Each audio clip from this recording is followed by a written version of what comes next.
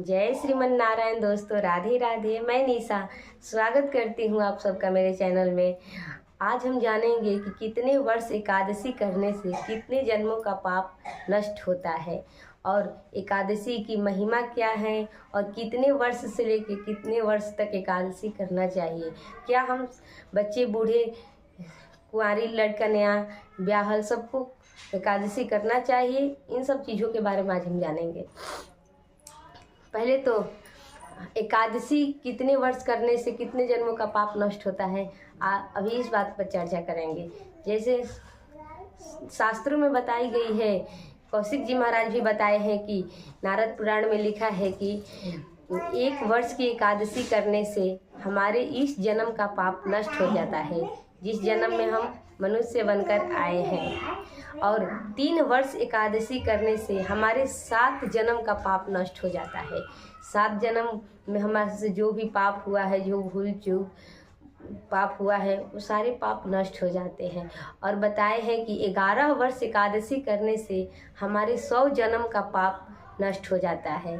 पाप तो 100 जन्म का नष्ट होता ही है और 100 जन्म तक हमारे साथ पुण्य भी रहता है। 100 जन्मों तक हमारे साथ पुण्य जुड़ा रहता है और हमारा साथ नहीं छोड़ता है। इसीलिए एकादशी की महिमा शास्त्रों में बहुत बताई गई है। व्रतों का राजा है एकादशी। एकादशी से बढ़ के कुछ नहीं है। भले ही कोई व्रत करे या ना करे, एकादशी का व्रत अवश्य ही करे। एकादशी हम सबको करना चाहिए। और हाँ, एकादशी का व्रत कितने वर्ष से लेकर कितने वर्ष तक कर सकते हैं, ये भी शास्त्र में बताई गई ही बातें हैं। हम शास्त्र से बाहर कुछ भी नहीं बोलते हैं, अपने मन से भी नहीं बोलते हैं। हम सदगुरु की वाणी ही बोलते हैं, जो उन लोगों से सुने हैं, जो उन लोगों से शिक्षा पाए हैं। जैसे बताए हैं गुरु जी की 8 वर्ष से लेकर 85 वर्ष तक लोग एकादशी का व्रत कर सकते हैं। ऐसे तो कभी भी 85 के बाद भी कर सकते हैं, लेकिन इतना उम्र हो जाता है तो नहीं लोग कर पाते हैं, इसीलिए 85 वर्ष तक बताई गई है। और एकादशी का व्रत सभी लोग कर सकते हैं, जैसे बच्चे बूढ़े कुंवारी लड़कियाँ ब्याहल स्त्रियाँ, कोई भी कर सकता है। एकादशी का व्रत सबके लिए है, क्योंकि एकादशी का व्रत ही एक ऐसा है जिसे करने से हमें भगवान नारायण की श्री चरणों की भक्ति मिलती है, उनकी कृपा हम पर बनी रहती है। इसीलिए हम सबको एकादशी का व्रत अवश्य ही करना चाहिए। एकादशी की महिमा जितनी कही जाए उतनी कम है। एकादशी हम वैष्णव के लिए बहुत ज़रूरी है करना। कोई भी व्रत करे या ना करे, एकादशी का व्रत अवश्य ही करे। एकादशी के व्रत करने से हजारों अश्वमेघ यज्ञ का फल मिलता है। एकादशी का व्रत हमें निष्काम भाव से करें या सकाम भाव से करें। अगर हम एकादशी का व्रत कोई इच्छा लेकर कर रहे हैं कि हम ये एकादशी का व्रत कर रहे हैं, हमारा ये इच्छा पूरा हो, तभी भगवान एकादशी का व्रत पूरा करते हैं।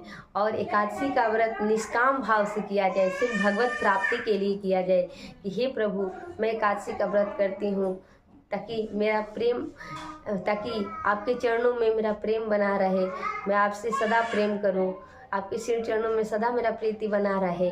कोई इस भाव से भी एकादशी करता है, तो दोनों भी माने हैं। मेरे माने से तो एकादशी का व्रत निष्काम भाव से ही किया जाए, क्योंकि निष्काम भाव से भक्ति करने से भगवान जल्दी प्रसन्न हो जाते हैं। और जब भगवान ही प्रसन्न हो जाए तो क्या मनोकामना रह जाएगा और क्या इच्छा रह जाएगी, क्या चाह रह जाएगी। एकादशी का व्रत हमें निष्काम भाव से ही करें, अपने प्रभु को रिझाए मनाए।